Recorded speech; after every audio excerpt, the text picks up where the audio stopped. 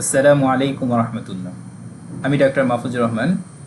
এসো রেপার্টরি শিখি গ্রুপে আপনাদের সবাইকে স্বাগত। রেপার্টরি পরিচয়ের প্রথম ক্লাসে আমরা সিনথেসিস রেপার্টরিতে কতটি চ্যাপ্টার আছে সে বিষয়ে আলোচনা করেছি।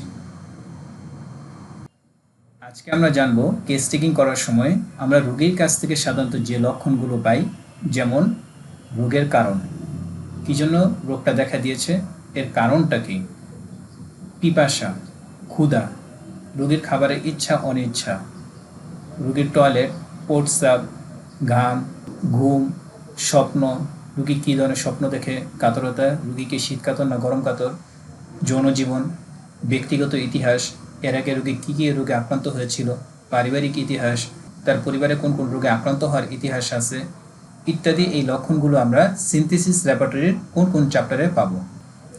এই জন্য প্রথমেই আমাদেরকে এই শব্দগুলোর ইংরেজি জানতে হবে। আমি গ্রুপে এই শব্দগুলোর ইংরেজি ধারাবাহিকভাবে দিয়ে দিব ইনশাআল্লাহ। সবাই এগুলো মুখস্থ করে নেবেন। এগুলো খুব কঠিন না, কয়েকবার দেখে নিলেই আপনার মুখস্থ হয়ে যাবে, বা দৈনিক ৫-৬টা করে মুখস্থ করে নিলেই হবে। যদি আপনি ধৈর্য ধরে এই শব্দগুলো নিয়মিত মুখস্থ করেন বা দৈনিক কয়েকবার দেখেন, তাহলে দেখবেন যে এই শব্দগুলো আপনার মাথায় গেঁথে গেছে।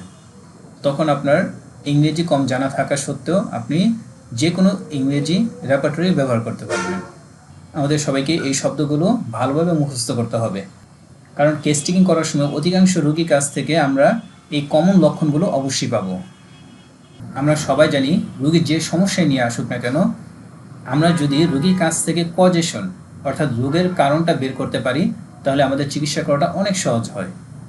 রোগী কী কারণে এই রোগে আক্রান্ত হয়েছে, এর কারণটা কি, যদি আমরা এই কারণটা বের করতে পারি, তাহলে আমরা এই রোগীর জন্য খুব সহজেই সঠিক ওষুধটা নির্বাচন করতে পারবো এবং রোগীকে আরোগ্য করতে পারবো।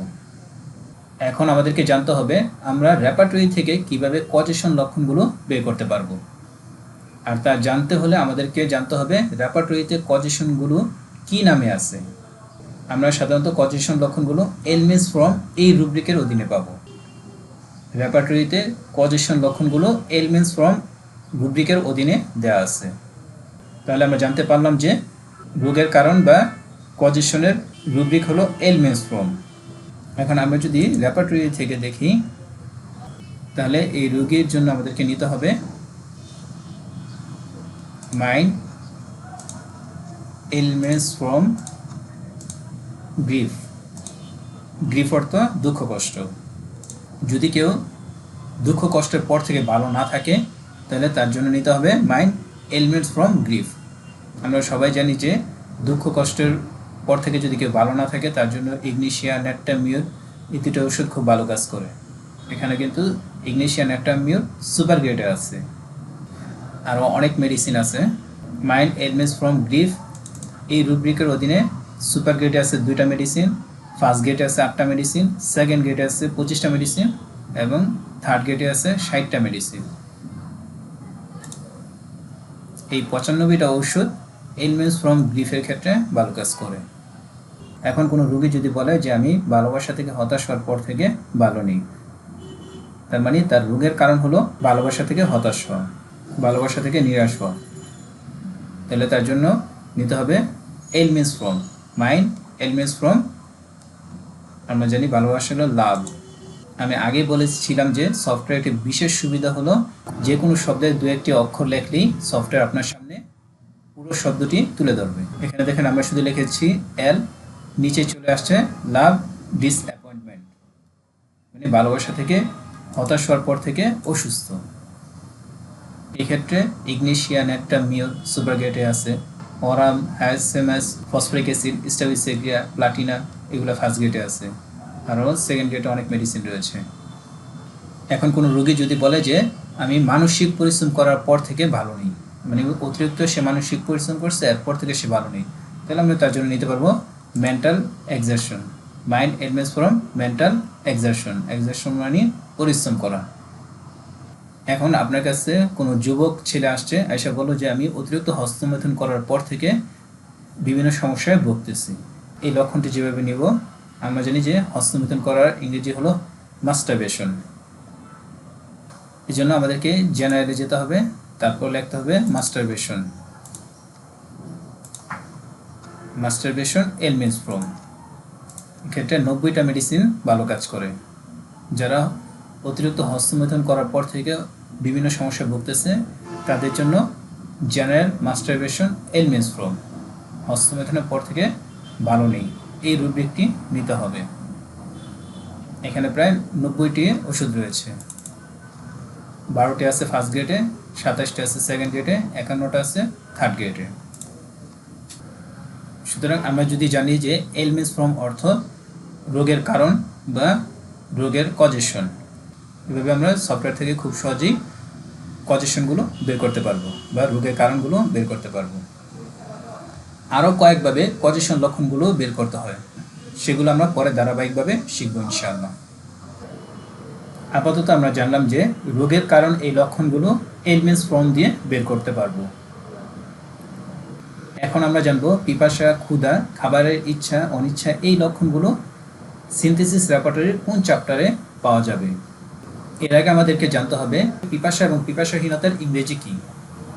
আমরা সবাই জানি পিপাসার ইংরেজি হলো থার্স্ট এবং পিপাসাহীনতার ইংরেজি হলো থার্স্টলেস। থার্স্ট এবং থার্স্টলেস এই রুব্রিকগুলো সিনথেসিস রেপার্টরির স্টোমাক চ্যাপ্টারে দেয়া আছে। আমাদেরকে মনে রাখতে হবে থার্স্ট এবং থার্স্টলেস এই রুব্রিকগুলো সিনথেসিস রেপার্টরির স্টোমাক চ্যাপ্টারে দেয়া আছে। আমরা যদি রেপার্টরিতে দেখি, স্টোমাক, থার্স্ট, TH, শুধু TH লেখার পরেই চলে আসছে থার্স্ট এবং থার্স্টলেস।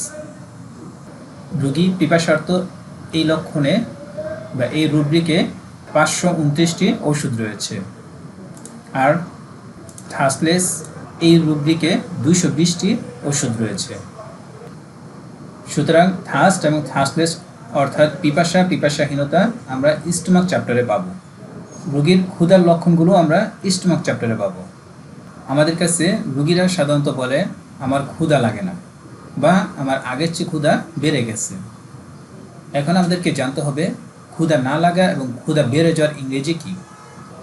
ক্ষুধা না লাগার ইংরেজি হলো অ্যাপিটাইট ওয়ান্টিং, যে আমার ক্ষুধা অদৃশ্য হয়ে গেছে, মানে আমার ক্ষুধাই লাগে না।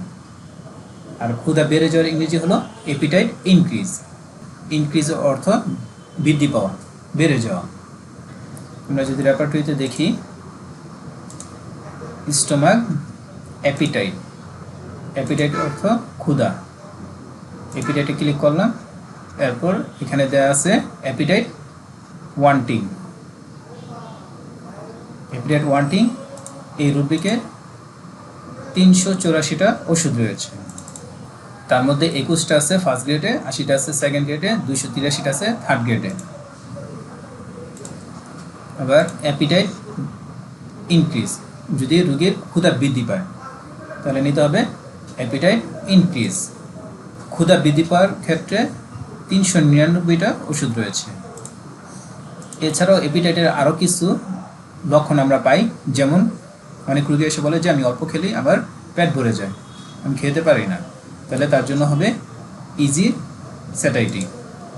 অনেকে বলতে পারে যে আমার রাক্ষসে ক্ষুধা, আমার প্রচুর ক্ষুধা লাগে, আমার রাক্ষসের মতো ক্ষুধা লাগে, তাহলে তার জন্য হবে অ্যাপিটাইট রেভেনাস। অ্যাপিটাইট রেভেনাস। এভাবে আরও অনেক সিমটম আছে যেগুলো আমরা পরবর্তীতে ধীরে ধীরে বা আমাদের কেস যখন আমরা অ্যানালাইসিস করব তখন এগুলো দেখতে পারবো।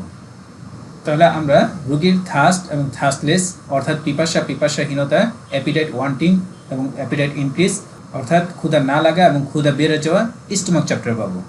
অর্থাৎ স্টোমাক চ্যাপ্টারের ক্ষেত্রে আমরা thirst, thirstless, appetite wanting, appetite increase এই 4টা গুরুত্বপূর্ণ রুব্রিক আমরা স্টোমাক চ্যাপ্টারে পাবো। এটা আমাদেরকে ভালোভাবে মনে রাখতে হবে, কারণ অধিকাংশ কেসে কিন্তু এই লক্ষণগুলো আমরা অবশ্যই পাবো।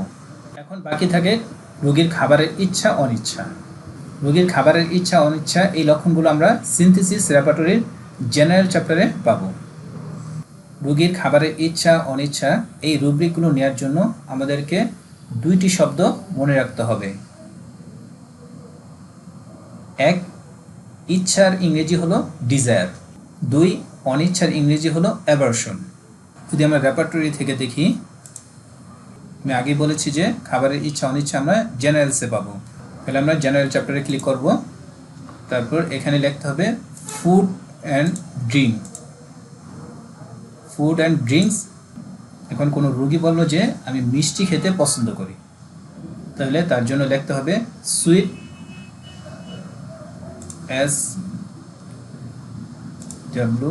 SWWTS, sweet desire. মিষ্টি খেতে পছন্দ করে। এই রুব্রিকের অধীনে 285টা ওষুধ আছে, তার মধ্যে 8টা আছে ফার্স্ট গ্রেডে, 60টা আছে সেকেন্ড গ্রেডে, 217টা আছে থার্ড গ্রেডে। রেপার্টরির একটা বিশাল সুবিধা হলো যে আমাদের জ্ঞানটা অনেক প্রসারিত হয়, কারণ আমরা সাধারণত জানি যে আর্জেন্টাম নাইটিকাম, লাইকোপোডিয়াম এই ওষুধের রোগীরাই মিষ্টি পছন্দ করে। যারা একটু ভালো জানি তারা হয়তো আরও 2-একটা মেডিসিন সম্পর্কে জানি, কিন্তু মিষ্টি পছন্দ করে এক্ষেত্রে 285টা মেডিসিন রয়েছে। আবার কোনো রোগী যদি বলে যে না আমি মিষ্টি অপছন্দ করি, তাহলে তার জন্য নিতে হবে general food and drink sweet aversion. আগে বলেছিলাম যে অ্যাভারশন অর্থ অনিচ্ছা বা বিতৃষ্ণা। মিষ্টির প্রতি বিতৃষ্ণা হতে পারে বা মিষ্টি অপছন্দ করতে পারে, এই জন্য নিতে হবে সুইট অ্যাভারশন। মিষ্টি অপছন্দ করে এক্ষেত্রে 86টা মেডিসিন রয়েছে, তার মধ্যে গ্রাফাইটিস আছে ফার্স্ট গ্রেডে। ফার্স্ট গ্রেডে আর অন্য কোনো মেডিসিন নাই, কিন্তু সেকেন্ড গ্রেডে আরও অনেক ওষুধ রয়েছে। এখানে একটা মজার বিষয় হলো যে আমরা সবাই জানি লাইকোপোডিয়ামের রুগীরা মিষ্টি পছন্দ করে, কিন্তু এখানে দেখা যাচ্ছে যে রেপার্টরিতে দেওয়া আছে লাইকোপোডিয়ামের রুগীরা মিষ্টি অপছন্দ করতে পারে, সেকেন্ড গ্রেডে আছে। আর একটা গুরুত্বপূর্ণ টিপস আমরা মনে রাখতে পারি যে কোনো রোগী যদি মিষ্টি এবং গোস্ত এই দুইটা জিনিস অপছন্দ করে, তাহলে তার একমাত্র মেডিসিন হবে গ্রাফাইটিস। এখানে দেওয়া আছে general food and drink sweet aversion meat and, মানে তারা মিষ্টি এবং গোস্ত এই দুইটা জিনিস অপছন্দ করে, একমাত্র মেডিসিন গ্রাফাইটিস। খাবারের ইচ্ছা অনিচ্ছার ক্ষেত্রে আমাদেরকে আরও 2টা শব্দ মনে রাখতে হবে। সেই 2টা শব্দ হলো অ্যাগ্রাভেশন এবং অ্যামলিয়ারেশন। অ্যাগ্রাভেশন অর্থ বৃদ্ধি আর অ্যামলিয়ারেশন অর্থ উপশম হওয়া। সাধারণত রেপার্টরিতে AGG ডট দিয়ে অ্যাগ্রাভেশন বোঝানো হয় আর AMEL ডট দিয়ে অ্যামলিয়ারেশন বোঝানো হয়। অ্যাগ্রাভেশন, অ্যামলিয়ারেশন, অ্যাভারশন, ডিজায়ার, শুধু আমরা এই 4টা শব্দ যদি মুখস্থ রাখতে পারি, তাহলে আমরা হাজার হাজার রুব্রিকে এই 4টা শব্দ ব্যবহার করতে পারবো, বা আমরা প্রতিনিয়ত এই 4টা শব্দের সম্মুখীন হব। এখন কোনো রোগী যদি বলে যে আমি মিষ্টি খেলে আমার সমস্যা বৃদ্ধি পায়, তাহলে আমাদেরকে নিতে হবে general food and drink sweet aggravation. আর কোনো রোগী যদি বলে যে মিষ্টি খেলে আমার সমস্যা উপশম হয়, তাহলে তার জন্য নিতে হবে general food and drink sweet amelioration. দেখেন সুইট অ্যামলিয়ারেশনে আর্জেন্টাম নাইটিকাম আছে সেকেন্ড গ্রেডে আর ল্যাকটিক অ্যাসিড আছে ফার্স্ট গ্রেডে। রেপার্টরিতে আরেকটি ব্যবহার আমি শিখিয়ে দিই, সেটা হলো যেমন আপনি বুঝতে পারতেছেন না যে LAC দিয়ে কোন ওষুধটার কথা বোঝানো হয়েছে, তাহলে আপনি যে ওষুধটা বুঝতে পারবেন না সেই ওষুধের উপর ডাবল ক্লিক করবেন, তাহলে দেখা যাবে যে এই ওষুধটার সম্পূর্ণ নাম আপনার সামনে চলে আসছে। এটা হলো ল্যাকটিকাম অ্যাসিডাম। ARG এটা দিয়ে কোন মেডিসিন বোঝানো হয়েছে আমি বুঝতে পারতেছি না, তাহলে আমরা যদি এর উপরে ডাবল ক্লিক করি তাহলে ওষুধের পুরো নামটা চলে আসবে, লেখা আছে আর্জেন্টাম নাইটিকাম। আমরা কেসিংয়ের সময় সাধারণত রোগীকে জিজ্ঞাসা করি যে আপনি কি লবণ পছন্দ করেন কিনা। এখন আমি বিশ্বাস করি যে আপনারা সবাই এই রুব্রিকটি সহজেই বের করতে পারবেন। আমাদেরকে প্রথমেই জেনারেলে যেতে হবে, তারপরে ফুড অ্যান্ড ড্রিঙ্কে যেতে হবে, অর্থাৎ রোগীর যে কোনো খাবারের ইচ্ছা অনিচ্ছা এই রুব্রিকগুলো আমরা ফুড অ্যান্ড ড্রিঙ্কস এই রুব্রিকের অধীনে পাবো। সুতরাং আমরা ফুড অ্যান্ড ড্রিঙ্কে ক্লিক করলাম, তারপর লিখলাম সল্ট। আমরা সবাই জানি লবণের ইংরেজি হলো সল্ট, SALT, সল্ট। এখন রোগী যদি লবণ পছন্দ করে তাহলে আমরা নিব সল্ট ডিজায়ার, যদি অপছন্দ করে তাহলে নিব সল্ট অ্যাভারশন, আর যদি রোগীর লবণ খেলে সমস্যা বৃদ্ধি পায় তাহলে নিব হলো সল্ট অ্যাগ্রাভেশন, আর যদি লবণ খেলে রোগীর সমস্যা উপশম হয় তাহলে নিব সল্ট অ্যামলিয়ারেশন। আমরা যদি দেখি যে রোগী লবণ পছন্দ করে এই ক্ষেত্রে কী কী মেডিসিন ভালো কাজ করে, তাহলে সল্ট ডিজায়ারে ক্লিক করব, ডিজায়ার ক্লিক করার পর ওকে দিব। তাহলে আমাদের সামনে যে সকল ওষুধের রোগীরা লবণ পছন্দ করে সে সকল ওষুধগুলো আমাদের সামনে চলে আসবে। যেমন এখানে দেওয়া আছে নেট্টামিওর, ফসফরাস, ব্রেটামারবাম, 3টে আছে সুপার গ্রেডে। আর্জেন্টাম নাইট্রিকাম, কার্বোভেজ, ল্যাককেন, এই 3টে আছে ফার্স্ট গ্রেডে। এছাড়া সেকেন্ড গ্রেডে আরও অনেক মেডিসিন আছে, থার্ড গ্রেডে আরও অনেক মেডিসিন রয়েছে। এখানে আরেকটা খুব সুন্দর একটা রুব্রিক আছে, food and drink scent desire. আপনার কাছে কোনো রোগী এসে বলবো যে আমার বালু খেতে খুব ভালো লাগে বা আমি বালু খেতে পছন্দ করি, তাহলে আপনি তার জন্য নিতে পারবেন food and drink scent desire. 2টা ওষুধ আছে, স্যালিসিয়া এবং ট্যারেন্টুলা। ট্যারেন্টুলা আছে ফার্স্ট গ্রেডে আর স্যালিসিয়া আছে থার্ড গ্রেডে। এভাবে আমরা রোগীর যে কোনো খাবারের ইচ্ছা অনিচ্ছা এই লক্ষণগুলো নিতে পারবো। আমি গ্রুপে পিপাসাহীনতা, ক্ষুধা বৃদ্ধি, ক্ষুধা ও উপশম, খাবারের ইচ্ছা অনিচ্ছার এই শব্দগুলো দিয়ে দিব। আপনারা সবাই ভালোভাবে মুখস্থ করে নেবেন। পরবর্তী ক্লাসে মল, প্রস্রাব, ঘাম এই রুব্রিকগুলো কোথায় পাবো, কিভাবে নিতে হবে সে বিষয়ে আলোচনা করব ইনশাআল্লাহ। সে পর্যন্ত সবাই ভালো থাকেন। খোদা হাফেজ।